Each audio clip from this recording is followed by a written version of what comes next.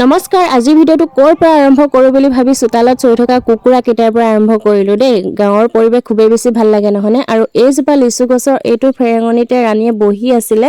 কেনেকৈ জানো ভৰিখন পিছল খাই ইমান বেয়াকৈ দুখ পালে বেচেৰিয়ে। আৰু এয়া একদম কান্দি আছে আৰু মূৰত এইটো ডাঙৰকৈ টেমুনা হৈ গ'ল। আৰু আজি মাৰ ঘৰত শেষৰটো দিন, গতিকে ভিডিঅ'টো বোলো আৰম্ভ কৰোঁ বুলি ভাবিছিলোঁহে। পিছে তাই পৰি একদম ইমান কান্দিছে বেচেৰিয়ে এতিয়া, আৰু কান্দি কান্দি ভাগৰত টোপনি গ'লগৈ। এয়া সাৰ পৰা উঠি অকণমান তাইক মনটো ভাল লগাই দিছোঁ আৰু ফুচুলাই দিছোঁ, ধেমালি কৰি দিছোঁ। আৰু ঢেঁকীশালত এয়া মায়ে ঢেঁকী দি আছে। আৰু এই মাৰিডাল কি বাৰু চিনিব পাৰিছেনে? এইডাল হৈছে বৰণি মাৰি। আৰু আমাৰ এইবিলাক গ্ৰাম্য সংস্কৃতি হেৰাই যাবলৈ ধৰা সম্পদ নহয়নে? আজিকালি এইবিলাক দেখিবলৈকে পোৱা নাযায়। এতিয়া মায়ে অকলে অকলে ঢেঁকী দি থকা দেখি দিয়ক বোলো ময়ো কেইচাপৰমান দি পেলাই সহায় কৰি দিওঁ। এতিয়া মায়ে চালিছে আৰু মই দি দিছোঁ। ঢেঁকীটো ইমান গধুৰ পাইছোঁ, বিয়াৰ আগতে এইটো ঢেঁকী দিছিলোঁ, তাৰপাছত বিয়াৰ পাছত এয়াই প্ৰথম আৰু।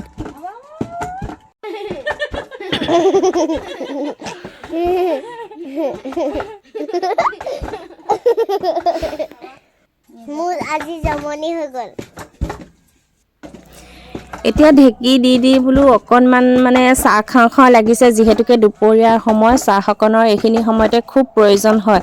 আৰু এতিয়া নবৌয়ে ঢেঁকী দিব, তাৰপাছত মই এতিয়া বোলো চাহ অকণ বনাওঁ বুলি পাকঘৰলৈ যাওঁ। আৰু কিনো বনাওঁ বুলি ভাবি ঘৰতে বনোৱা এয়া ঘি আছিলে, তাৰপিছত ভাবিছোঁ অকণমান চেৱৈকে বনাওঁ।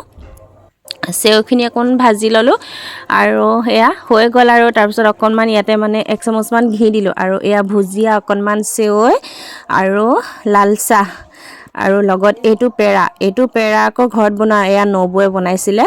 আৰু এতিয়া অকণমান জিৰণি লৈ পেলাই টাউনলৈ যাওঁ বুলি ভাবিছোঁ, বৰপথাৰ টাউনলৈ।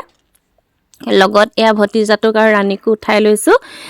তাইক এবাৰ ডাক্তৰৰ ওচৰৰ পৰা দেখাই আনোগৈ। আৰু চুলি কেইডালো কটাম বুলি ভাবিছোঁ, জানো এতিয়া কাটিবলৈ দিয়ে নে নিদিয়ে নাজানো। তাইক আকৌ চুলি দীঘল কৰিবলৈ লাগে। আৰু যে চৰ্দি লাগিছে, মানে পানী সলনি হৈ গৈছে, গতিকে মাতটো একদম ভাঙি গৈছেগৈ। আৰু এতিয়া আমি গৈ থাকোঁ দেই, বাই বাই।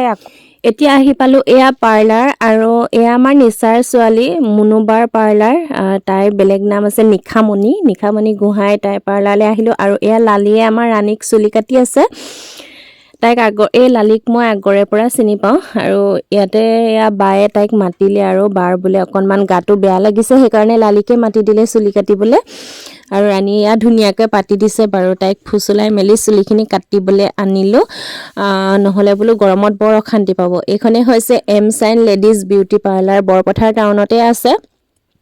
আৰু ৰাণীক চুলি কটাৰ পাছত ময়ো বোলো থ্ৰেডিংটো কৰি লওঁ, ঘৰতে কৰি নাহিলোঁ। আৰু একদম কৰিবলগীয়া হৈ আছিলে, সেইকাৰণে এতিয়া থ্ৰেডিংটো কৰি লৈছোঁ। আৰু থ্ৰেডিংটো কৰাৰ পাছত মুখখন অকণমান চাফা নিচিনা লাগে।